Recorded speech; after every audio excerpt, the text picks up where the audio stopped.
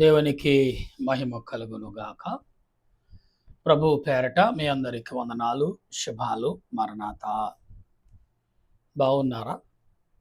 మీ అందరూ బాగున్నారని తలంచుచు మన ప్రభువును రక్షకుడైన యేసుక్రీస్తు యొక్క దివ్యమైన నామమున మీ అందరికీ శుభాలు తెలియపరుస్తున్నాం.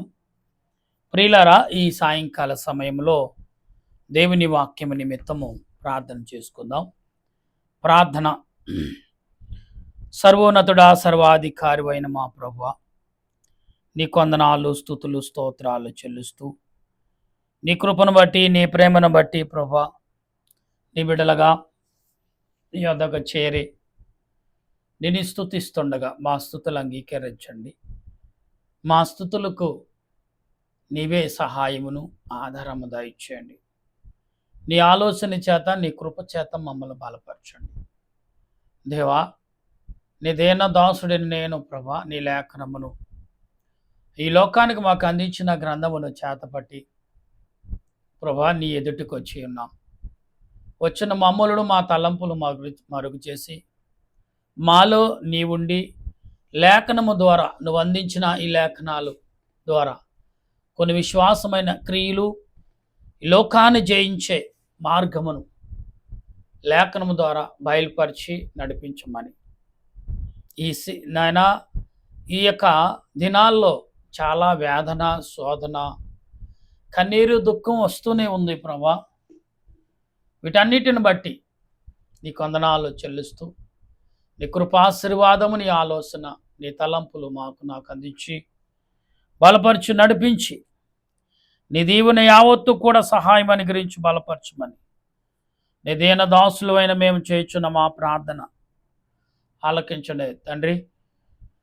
మీరే మాలో ఉండి నిబిడలతో మాట్లాడండి. మీరును మా తండ్రి గారును, అలాగే అబ్రహాము గారి ఆత్మను, యాకోబు గారి ఆత్మను, ఇషాక్ గారి ఆత్మ, ఏలీ గారి ఆత్మ, ఎలీషా గారి ఆత్మను, అనేకమైన భక్తుల యొక్క ఆదరణ, వారి ప్రార్థన మాకు తోడుగా ఉంచి ప్రార్థన అన్నిటికంటే విజయమైనదని నమ్ముతూ నీ పాదములు ఎదుట స్తుతిస్తుండగా మా రక్షకుడును యేసుక్రీస్తు యొక్క ప్రభువు నామమును అడుగుచున్నాను పరమ తండ్రి, ఆమేన్. మన తండ్రిని దేవుని సన్నిధి సహాయము, సహకరణ సదా తోడుగా ఉండి ఆయన రాకడకు సిద్ధపరచునుగాక. ఆమేన్. ప్రభునందు ప్రియా దేవుని బిడలారా, ఈ సాయంకాల సమయంలో దేవుని వాక్యమును ధ్యానము చేయుటకు అనేక విషయాలు మనకు కనబడుతూనే ఉన్నాయి. అయితే కొన్ని విషయాల్లో మనము కాబట్టి శరీర మూలముగా మన మరి మూల పురుషుడైన అబ్రహామును బట్టి మనము ఏమి తెలుసుకోవాలి అనే విషయాన్ని మరలా చదువుతున్నాను, గమనించండి. 4వ అధ్యాయము. కాబట్టి శరీర విషయమై మన మూల పురుషుడకు అబ్రహాము దేని బట్టి అని మనం అందుము. అబ్రహాము మూల పురుషుడని దేనికంటే దేవుడు ఆనాడు, ఇప్పుడు మన లెక్క వాక్యరతంగా బైబిల్ ప్రకారంగా మనం చూసుకుంటే ఈ లోకంలో మనకు అనేకమైన సిద్ధాంతాలు కలిగిన ఇండియా, అనేకమైన సిద్ధాంతాలు. మనం ఎక్కువ మన సిద్ధాంతాలు ఎలాగున్నాయంటే బైబిల్ ఏ రకంగా బోధిస్తుందో ఆ రకంగా మన సిద్ధాంతాలు కూడా మనం జ్ఞాపం చేసుకోవాలి. అందుబట్టి మనం చాలా జాగ్రత్త కలిగి ఉండాలి. సిద్ధాంతాలు ఏమి చెప్తున్నాయి, ఏమని మాట్లాడుతున్నాం మన సిద్ధాంతాలంటే విశ్వాసాన్ని బట్టి కొన్ని మాట్లాడతాయి, నమ్మకాన్ని బట్టి కొన్ని మాట్లాడతాయి, కొన్ని విధేయతను బట్టి, పద్ధతులను బట్టి మాట్లాడుతూ ఉంటాయి. అయితే బైబిల్ గ్రంథం ఏం చెప్తుంది?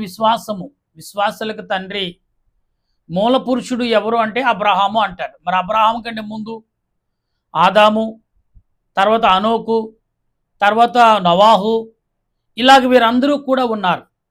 కానీ దేవుడు అబ్రహాము యొక్క పేరునే హైలైట్ చేయటం కారణం ఏంటి? ఇక్కడ బైబిల్ గ్రంథంలో అబ్రహాము కాడి నుంచి చరిత్ర భక్తులైన వారు దేవుడు చెప్తే రాసిన వారు. అయితే బైబిల్ యొక్క ప్రకారంగా మనం చూస్తే వారు రాసిన వారు కూడా ఆదాము లేదా ఆదిలో దేవుడు ఎన్ని రోజుల్లో భూమిని సృష్టించాడు, తర్వాత ఎప్పుడు మానవుడు సృష్టించాడు, మానవుడికి ఏ నియమాలు పెట్టాడు, మానవుడికి ఏ పద్ధతులతో మానవుడిని సృష్టించాడు, పద్ధతుల ప్రకారంగా మానవుడిని ఏ రకంగా నిలబెట్టాడు అనే విషయాన్ని మనం బైబిల్ గ్రంథంలో చూసి మాట్లాడతాం. అంతరాత్మకంగా చూస్తే ఇక్కడ ఏం కనబడుతుందంటే బైబిల్ ప్రకారంగా మూల పురుషుడు, మరి దేవునితో అనుకూలంగా నడిచిన పురుషుడు అని ఆ అబ్రహాము విషయమే కనబడుతుంది. మరి దేవునితో కొన్ని వందల వేల సంవత్సరాల మరి ఆదాము దేవునితో నడిచాడని మనం కూడా గమనించవచ్చు. ఎందుకంటే ఆదాము ఎప్పుడైతే శపించబడ్డాడో అప్పుడు వరకే, అప్పటి నుంచే ఈ భూమి రోజులు లెక్క వేయబడ్డాయి. రాత్రి పగలని అప్పుడే ఉంది, కానీ ఆయన అప్పటి నుంచి రోజులను లెక్కేయటం మొదలుపెట్టారు. కనుక ప్రియులారా, అప్పటి నుంచి తర్వాత కాలంలో తారీఖు వచ్చింది, డేట్ వచ్చింది, రోజులు వచ్చినాయి, గంటలు వచ్చినాయి, క్షణాలు వచ్చినాయి, నిమిషాలు వచ్చినాయి, ఇలా చెప్పుకుంటూ అనేక రకాలుగా ఈ భూమి ముందుకు వచ్చినాయి. అయితే ఈ రోజున ఎందుకు ఈ మాటలు నేను చెప్తున్నానంటే, అబ్రహాము మూల పురుషుడు అని, మన విశ్వాసులకు తండ్రి మూల పురుషుడు అంటే అబ్రహాము. దేవుడు ఏర్పరచుకున్నప్పుడు ఎక్కడిని ఏర్పరచుకుంటే అబ్రహాము అప్పటికే విగ్రహాలు భూమి మీద సృష్టించబడ్డాయి. బాబేలు గోపురం కానించే విగ్రహాలు సృష్టించబడ్డాయి. దేవునికి వ్యతిరేకంగా సాతాను కూడా ఎలా చేశాడంటే, వీళ్ళని ఎలాగైతే వినరు వీళ్ళు, కాబట్టి వారిలో వారికి వైరం సృష్టిద్దామని బాబేలు గోపురంలో ఆనాడు ఆనోకు కుమారులు కయ్యేను, ఆనోకు అంటే ఆనోకు క్షమించండి ప్రియులారా, మరి నోవాహు కుమారులు హాము, షేము, హెపెతు, ఈ ముగ్గురు కుమారుల యొక్క పిల్లలు ఎలా ఉన్నారంటే జమాన ఎత్తులో 7-8 అడుగుల ఎత్తులో బలమైన వీరులుగా, వీళ్ళు దేవదూతలతో పోలి పుట్టిన వారుగా ఉన్నారని లేఖనం చరిత్ర చెప్తుంది. అయితే ప్రియులారా, చరిత్ర బైబిల్ ఎందుకు ఎక్కువగా ప్రకటించబడిందంటే దీని తర్వాత దీనికంటే ముందు గ్రంథాలు ఎన్నో ఉన్నాయి. ఏమండి, బైబిల్కి సంబంధించిన గ్రంథాలే ఉన్నాయి, చాలామంది దీన్ని పోలి రాసిన గ్రంథాలు ఉన్నాయి, కానీ బైబిల్ గ్రంథం ఎక్కువగా ప్రకటించబడుతుంది, ఎక్కువగా ప్రింట్ చేయబడుతుంది. చరిత్ర గ్రంథాలు ఉన్నాయి, ఎవరికి వారు. బైబిల్ గ్రంథంలో 66 పుస్తకాలకు మరొక గ్రంథం ఉంది, 66 పుస్తకాలకు ముందు ఒక గ్రంథం ఉంది. అదే మరి చాలా గ్రంథాలు అంటే బైబిల్లో కొన్ని పేర్లు అయితే ఉన్నాయి, ఆ పేర్లకు తగ్గ బైబిల్ గ్రంథాలు కూడా ఉన్నాయి. చూసుకుంటే అప్పుడే మన ఇల్లు సరిపోదు, అన్ని పుస్తకాలు ఉంటాయి. అయితే బైబిలు ఎక్కువగా మనుషుల్లో అందరిలో నడిచేది. కొన్ని తెలుగు పదాలు అసలు గ్రీకు పదం నుండి మరి ఇక్కడ మనకు వచ్చటం రావటం వల్ల తెలుగు, ఇంగ్లీషు, హిందీ, మన ప్రపంచ దేశాలు ఎన్ని భాషలు ఉన్నాయో మ్యాక్సిమం అన్ని భాషల్లో కూడా ప్రింట్ చేయబడుతుంది బైబిల్. ఇదే అన్ని గ్రంథాలు ప్రింట్ చేయబట్టలేదండి. అయితే ఇప్పుడు అన్ని గ్రంథాలు కూడా నెట్లో దొరుకుతున్నాయి. మనం యుగొండ బైబిల్ అని, బైబిల్ చరిత్ర గ్రంథం అని, అలాగే మరి పరిశుద్ధ గ్రంథం మరొకటి ఉంది, అది కానీ ఇలాంటి కొన్ని ఇంగ్లీష్లో కొన్ని తెలుగులో పదాలు ఏమైనా కానీ పలికే విధానం ఒకటే ఉంటుంది. యేసు, జీసస్, గాడ్ అనే పదం, యేసు అనే పదం మన తెలుగులో, జీసస్ అనే పదం ఇంగ్లీష్లో, గాడు అనేది కూడా ఇంగ్లీష్లో, పరమేశ్వర అనేది మాట హిందీలో, తర్వాత ఇంకా కొన్ని భాషల్లో కొన్ని మాటలు ఉన్నాయి. అయితే ఇక్కడ మూల పురుషుడు అనే మాటను అబ్రహాము కాడి నుంచి మొదలైందంటే అబ్రహాము కాడి నుంచి దేవుడు మనుషుల మీద, మనుషులతో ఉండి నడిచేడు ప్రయాణం చేశాడు. అంతకుముందు నడవలేదా? నడిచాడు. అంతకుముందు భక్తులతో నడిచాడు, ఇప్పుడు ప్రజలందరితో నడబోతున్నాడు. అబ్రహాము మొదలుకొని అబ్రహాముతో పాటు దేవుడు భూమి మీద సంచరించడం మొదలుపెట్టాడు. ఆత్మీయంగా సంచరించాడు. ఆయన శరీరరీతిగా కూడా సంచరించడానికి ఈ భూలోకానికి వచ్చాడు, మన అందరికీ తెలుసు. శరీరరీతిగా సంచరించాలి, మానవుడిగా జన్మించాలి, ఈ లోకానికి వచ్చాడు. అయితే ప్రియులరా, అన్నిటికీ మూల పురుషుడు అబ్రహామని దేవుడు రచించాడు చాలా క్లియర్గా. కాబట్టి గమనించాలి, మోషే ఈ గ్రంథాలు 5 గ్రంథాలు రాశాడు మోసే. కనుక మనం గమనించాలి, 5 గ్రంథాలు, మొదటి గ్రంథం ఆదికాండము, నిర్గమకాండము, లేవియ కాండము, సంఖ్యాకాండము, ద్వితీయోపదేశ కాండము. ఈ 5 గ్రంథాలు మనకు బాగా స్పష్టంగా కనబడుతున్నాయి. మరి యోహాను గారు కూడా ప్రకటన గ్రంథం రాసిన యోహాను గారు కూడా 5 గ్రంథాలు రాశారు. కనుక మొదటి యోహాను, రెండో యోహాను, పత్రికల తర్వాత మరొకటి రాసిన గ్రంథము, తర్వాత యాకోబు పత్రిక, తర్వాత ప్రకటన 5 గ్రంథాలు రాశారు ఆయనకు కూడా. ఇలాగ ఎందుకంటే దేవుడు ఎందుకు ఇలాగ వాడుకుంటున్నాడు మనుషులను అంటే, వాడుకుంటున్నాడంటే భూమిని నాశనం చేయటకు ఉద్దేశం ఆయనకి లేదు. నాశనం చేసేవాడైతే కొత్త ఆకాశం కొత్త భూమి అని ప్రకటన గ్రంథంలో రాయబడింది కదంటే, ఎప్పుడంటే దేవుడు ఒకవేళ దీన్నే సరిచేయచ్చా, లేకపోతే దీని భూమిని కిందకేసి కొత్త ఆకాశం కొత్త భూమిని మరలా ఆయన మన ఒక దోషిని లేకపోతే ఒక రొట్టు ముక్కని తిరగేసినట్టు భూమిని తలకిందలు చేస్తాడా అనుకోవచ్చు. లేదండి, కొత్త ఆకాశం కొత్త భూమి అంటే ఈ భూమి మీద ఉన్న అన్నీ కూడా నశించబడి చేయబడుతున్నాయి మనిషితో సహా. మనిషి పరిశుద్ధంగా ఉన్నప్పుడే పరలోక రాజ్యానికి వెళ్ళిపోతాడు. దేవుడు రెండో రాకడన్న యేసు ప్రభు రెండో రాకడలో ఆకాశం మధ్యాకాశంలోకి వచ్చినప్పుడు దేవదూతలు బూర పట్టుకుని ఊదినప్పుడు సమాధులు తెరవబడతాయి. తర్వాత మనుషులందరూ కూడా ప్రభుని ఎరిగిన వారు, ప్రభుని అంగీకరించిన వారు, ప్రభుతో నడిచిన వారు, ప్రభుతో మాట్లాడిన వారు, ప్రభుతో మరి గమనించి కనిపెట్టిన వారు అందరూ కూడా ప్రభుతో కొనబోయబడతారు ఆ మధ్య ఆకాశంలోకి. అప్పుడు అసలేని ప్రమాదం, అప్పుడు అసలేని ఇబ్బందులు. ఇప్పుడు వస్తున్న ఇబ్బందులు, ఇప్పుడు రానైన వర్షాకాలం, ఎండాకాలం మండుతున్న ఎండలు, రాబోతున్న వర్షాకాలం చాలా భయంకరంగా ఉంటుందంట.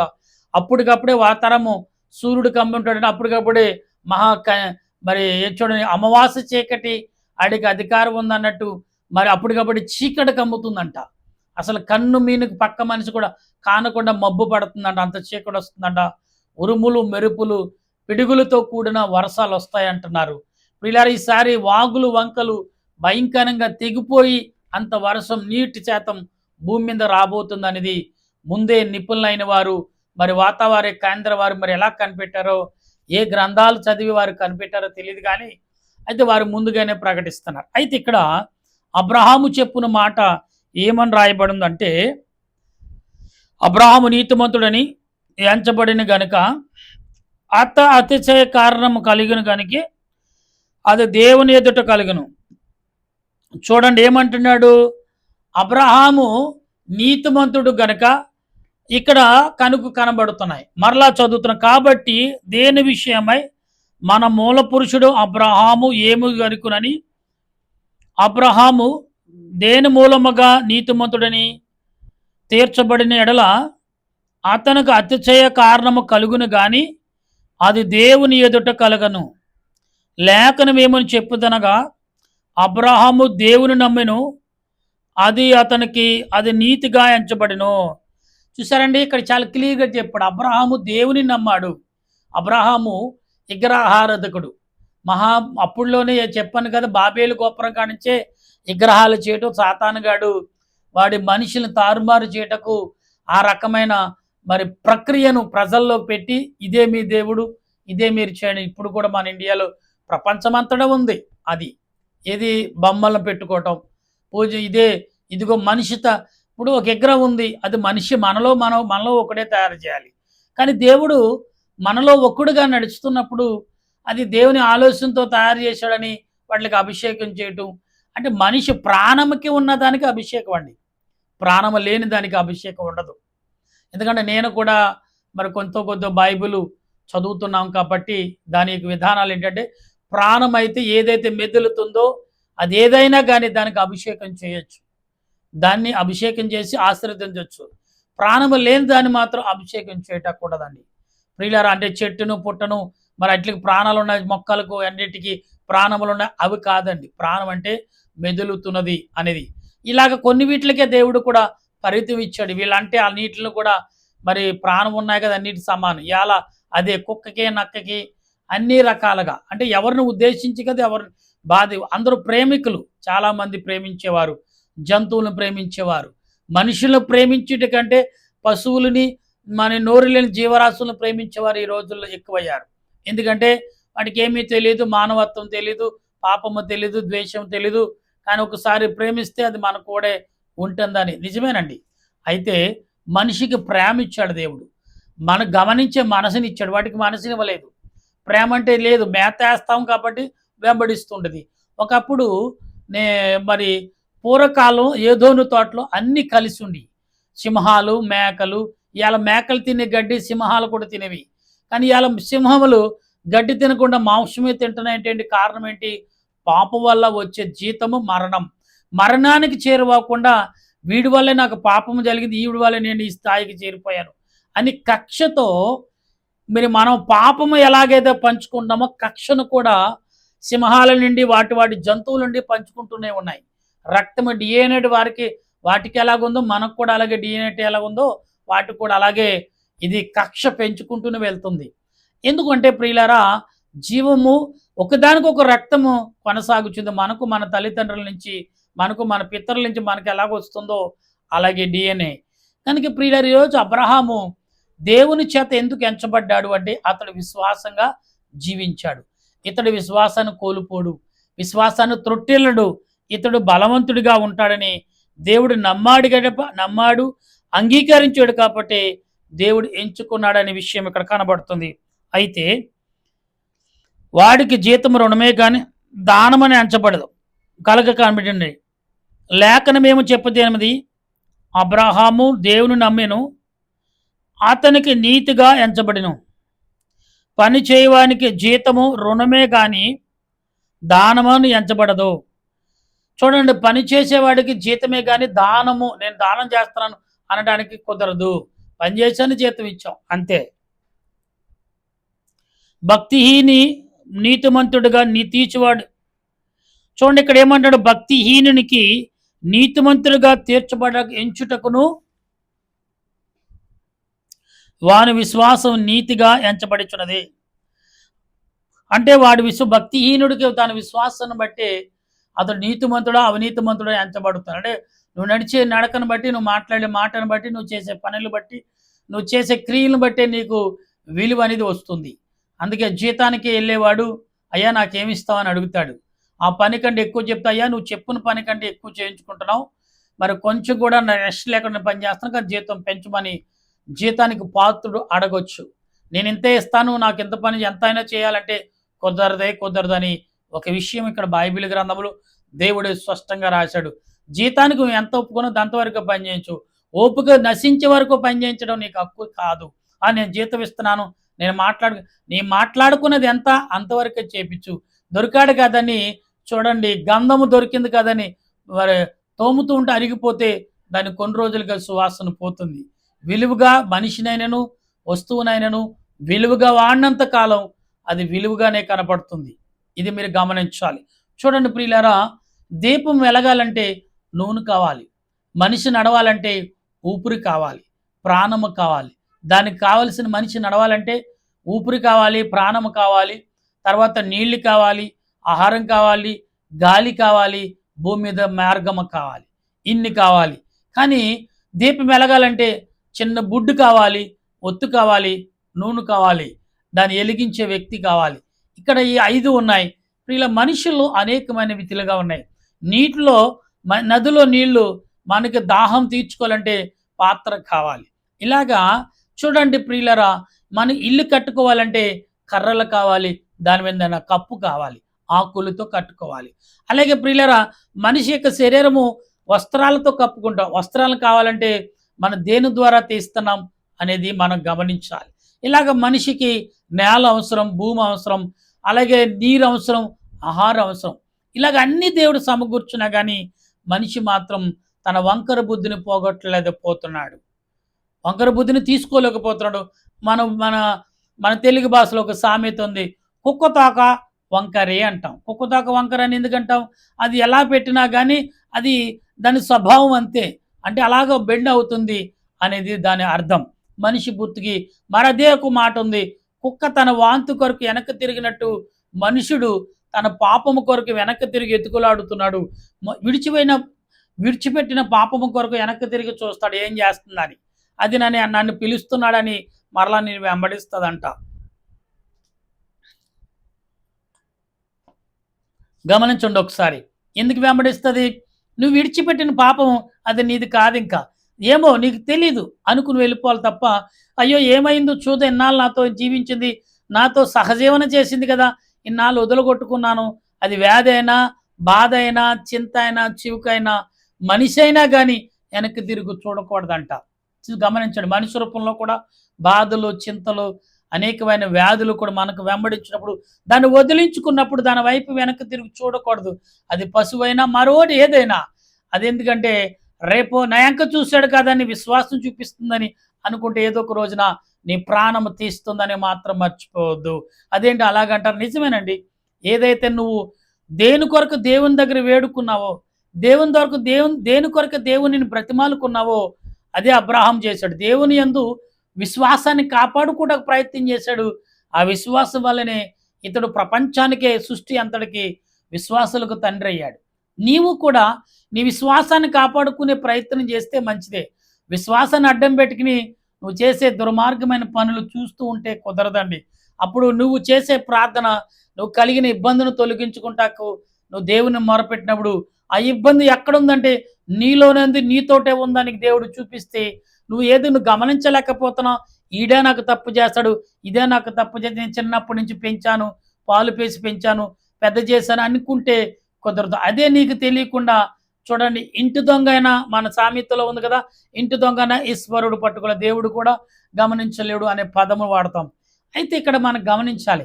ఎలాగూ అంటే నీలో ఉన్న ప్రతిది ఏదైతే తొలగిపోతుందో దాన్ని మర్చిపోవడానికి ప్రయత్నించాను. అప్పుడే విముక్తుడు అవుతావు, పరలోక రాజ్యానికి వారసుడు అవుతావు. అప్పుడే ప్రశాంతంగా ప్రార్థన చేయగలుగుతావు. నువ్వు మొరపెట్టావు దేవుడికి, తండ్రి నాలో ఉన్న శోధన ఏదో తెలియట్లేదు తీసివేయమన్నాడు. అది నిజంగా నీ కళ్ళ ముందే ఉంటుంది, నువ్వు చూడలేవు. చాలామంది ఒక సామెతను వాడుతూ ఉంటారు. చాలామంది ఏమన్నా ఆ భుజం మీద టవల్ భుజం మీద వేసుకుని నా టవలేదని జేబులో వస్తువు పెట్టుకుని ఆ వస్తువు ఎక్కడికి కల తిరిగినట్టుగా నీ ఇంట్లో నీతోటే ఉన్న మరి దురాత్మ శక్తులని దగ్గర పెట్టుకుని నువ్వు ప్రయాణం చేస్తున్నావా, జీవిస్తున్నావా? అయితే దేవునికి నువ్వు మొరపెట్టావు, దేని కొరకైతే బాధపడి కన్నీరు కార్చి దేవునికి రాత్రనగా పగలనగా మొరపెట్టిన ఆ మొరను విన్న దేవుడు దాన్ని తొలగిస్తున్నాడు. ఇప్పుడు తేలిగైపోయావు, నీ గుండెలో బరువు దిగింది, నీ శరీరంలో భారం దిగింది. తీరా చూస్తే నీ వెనకున్నవాడే, నీతో ఉన్నవాడే, నీలో ఉన్నదే, నీ ఇంట్లో ఉన్నదే అది అపవిత్రమైందని నీవు అప్పుడు తెలుసుకున్నప్పుడు, అయ్యో ఎంతకాలం కష్టపడి పెంచాను, పెద్ద చేశానంటే కుదరదు. కుక్క అయినా, నక్క అయినా, మనిషి అయినా, ఎవరైనా సరే దేవుడు తీసినప్పుడు నీకుగా నువ్వు జీవించు. మనిషి అయితే మానవత్వం లేదా, క్షమాపణ లేదా అనేది నువ్వు ప్రార్థన చేయటంలో ఉంటుంది అక్కడ. కాబట్టి నువ్వు ఇప్పుడు వరకు ఏమన్నా, తండ్రి నా గుండెలో బరువును, నా గుండెలో వేదన తొలగించమన్నావు, దేవుడు తొలగించాడు. ఇప్పుడు ఏం చేయాలి? ప్రభు తీరా పోయి నా బిడ్డలే ఉన్నారు, నా కుటుంబమే ఉందా, నా బంధుమిత్రులు ఉన్నారు, అన్నదమ్ములే ఉన్నారా, ఇప్పుడు వీరిని ఎలా ప్రభు అంటే అప్పుడు దేవుడిని అడగలవు. దేవా ఇంతటే నావాడే నేను మోసం చేశాడా, నావాడే నన్ను ఇలా చేశాడా? మీకు సంగతి తెలుసా, నేను ఈ మధ్యలో కొన్ని సంవత్సరాల కిందట చేతబడి కలిగిన కుటుంబాలని చాలామందిని దర్శించాను. కొన్ని చేతబడులు కూడా సూచనగా తీపిచ్చాను కూడా. ఎందుకంటే నాకు బిరుదు కూడా ఇచ్చారు వాళ్ళందరూ. ఏమని అంటే ఈయన పాస్టర్, దెయ్యాల పాస్టర్ అని. అంటే దెయ్యాల వల్ల వచ్చేది కాదు, మనిషి స్వార్థముతో వచ్చిన చేతబడి. మనిషి స్వార్థంతో పక్కన ఎదిగిపోతున్నాడని చూడలేక కలిగిన స్వార్థం ఎలా ఉందంటే చేతబడి. వాడు బ్రతుకుంటాడు కానీ ఎందుకు పనికిరాడు, బ్రతుకుంటాడు కానీ ఆరోగ్యంగా ఉండడు, బ్రతుకుంటాడు కానీ ఎవరికి చెప్పుకోలేడు, బ్రతుకుంటాడు కానీ ఏది చేయలేడు. ఇటువంటిది చూసి అవతల వాడికి తెలుసు, చేయించిన వాడికి ఎలాగొన్నాడని వాడిని మానిటర్ చేస్తూ ఉంటాడు, గమనిస్తూ ఉంటాడు వాడు ఎలాగొన్నాడు ఏమిటని. వీడు అంతరాత్మగా ఏం చేస్తాడు, ఆనందపడతాడు కానీ బయటపడ్డు. అదే చేతపడి మందు, పెట్టి మందు అంటారు దాన్ని. ఇప్పుడు ఇలా జాగ్రత్త కలిగి ఉండండి. ఇవన్నీ కూడా మేము దేవుడిని ఏదైతే అడుగుతున్నామో దాన్ని ముందుగా దేవుడు మాకు చూపించిన తర్వాత నేను ప్రార్థన చేస్తాను. అవతల వారు చెప్తారు నిజమా ఏంటని. కొన్ని రోజులు ప్రార్థన చేశాక దేవుడు దర్శనం రూపంలో చూపించిన తర్వాత దానికి ఒక నిర్ణయం తీసుకుని ప్రార్థన చేయటం జరుగుతుంది. కనుక గమనించండి, జాగ్రత్త కలిగి విశ్వాసాన్ని కాపాడుకోండి, మీ విశ్వాసాన్ని పెంచుకోండి. విశ్వాసం ఎవరో తీసారు, మనలో ఒకడే. చూడండి, నీ తలలో పెయిన్ ఉంటుంది, అది నీ ఎంటుకలు రాలిపోయే వరకు కూడా ఎలా కొరుకుతుందో తెలియదు సైలెంట్గా. మనకు ఒక సామెత ఉంది కదా, సాప కింద నీరు వలె పాకుతుంది చూసుకోలేదు. సర్పం కూడా అంతే, సాప కింద నీరు వలె వచ్చేస్తుంది, కాటు వేసి వెళ్ళిపోతుంది. పొద్దున్న నోటి నుంచి నొరగొచ్చే వరకు కూడా తెలియదు విషమా ఏంటనేది. తీరా వైద్యం దగ్గరికి వెళ్తే ఇది పాము విషయం, బ్రతకడు తీసుకుపోండి అంటారు. ఇలాంటి విషయాలు భూమి మీద చాలా జరుగుతున్నాయి. గమనించండి, ప్రార్థించండి. విశ్వాసానికి మరి ప్రతిఫలము ప్రార్థనే. అట్టి భాగ్యం దేవుడు మనందరికీ అందించును గాక. ఆమేన్. ప్రార్థన చేద్దాం. దయగల దేవా నీకు వందనాలు. విశ్వాసాలకి తండ్రి అబ్రహాం అబ్రహాం విశ్వాసం వల్లనే కాపాడబడి ప్రపంచానికి తండ్రి అయినాడు, ప్రపంచానికి గురువు అయినాడు, ప్రపంచానికి మార్గదర్శి అయినాడు, ప్రపంచానికి గొప్ప మరి ముందు చూపు మనిషిగా మరి ఉన్నాడు. ఆయన బిడ్డలుగా, ఆయన మనవళ్ళగా, ఆయన కుమారులుగా, ఆయన సంతానముగా మేము కూడా అలాంటి రీతిలో నడుచుకుంటకు నీకు సహాయం దయచేయండి, నీ ఆలోచన దయచేయండి. నా దేశ ప్రజలు, నా పట్టణ ప్రజలు, నా గ్రామ ప్రజలు, నా ఇంటి ప్రజలు, నా చుట్టుపక్కల ఉన్న ప్రజలందరిని బట్టి, గర్భిణీ స్త్రీలు, బాలింత్రాలు, సంతానలేని బిడ్డలు, పోలీస్ శాఖ వారు, డాక్టర్లు, నర్సులు, మిలిటరీ వారు, పోలీసు వారు, అలాగే తండ్రి ఇదిగో ప్రభ పారిశుద్ధి వారు, కార్మికులు, రైతులు, నీటి మీద, నేల మీద, గాలి మీద పని చేస్తున్న వారు ఎందరో ఎన్ని రకాలుగా విశ్వాసముతో, భక్తితో, భయముతో, విధేయతతో, వినయముతో, ఆసక్తితో నీ ఎదుట మొరపెడుతున్నారు. ఎవరైనప్పటికీ వారికి మార్గము తెరవండి, సహాయం దయచేయండి, నీ మేలుతో నింపండి, నీ శక్తితో బలపరచండి, నీ ఆలోచనతో నింపి బలపరచమని ప్రభువును, రక్షకుడును, క్రీస్తు పరిశుద్ధమైన నామమున అడుగుచు, బ్రతిమాలి, ప్రార్థన చేయొచ్చు, స్తుతిస్తూ విన్న వారందరినీ నీ ఆత్మతో నింపబడుదురుగాక. వారిలో ఉన్న దురాత్మను, వారిలో అపవిత్రమైన క్రియలను పోగొట్టుకుని బలమును, ఆత్మ నడిపింపు అందించదువుగాక. నీ సన్నిధి తోడుగా ఉండి వారిని బలపరిచి నీ సాక్షులుగా అబ్రహాం వలె విశ్వాసాన్ని కాపాడుకుని కృపను అందించి నడిపించును గాక. ఆమేన్. పరలోక మా పరమ తండ్రి, నీ నామమును పరిశుద్ధపరచును గాక, నీ రాజ్యం వచ్చును గాక, నీ చిత్తం పరలోకమందు నెరవేరినట్లు భూమి యందు నెరవేరును గాక. మౌంద్రాన్ని మాకు దయచే మా ప్రార్థన చేసేవాని క్షమించిన ప్రకారం మా ప్రార్థనలు క్షమించి మమ్మల్ని శోధనకి కింద రాజ్యము, శక్తి, మహిమ నిరంతరం నీవు అవుతండి. ఆమె ఏసురత్నమే జయం అపాదులు, ప్రవేశరత్నమే జయం అపాలు, ప్రవేశ సంపూర్ణ విజయం అపాదు గంతకుల ఆశ. హల్లెలూయా, హల్లెలూయా, స్తోత్రం, స్తోత్రం. ఆమేన్, ఆమేన్. మన తండ్రి అయిన దేవుని ప్రేమ, త్రియేక దేవుని కృప, పరిశుద్ధాత్మిక అన్యేక జీవితం ఇప్పుడు ఎల్లప్పుడు సదా తోడుగా ఉన్న రక్షణ మార్గంలో నడిపించును గాక. ఆమేన్, ఆమేన్, ఆమేన్. మీ అందరికి వందనాలు. మరణాత.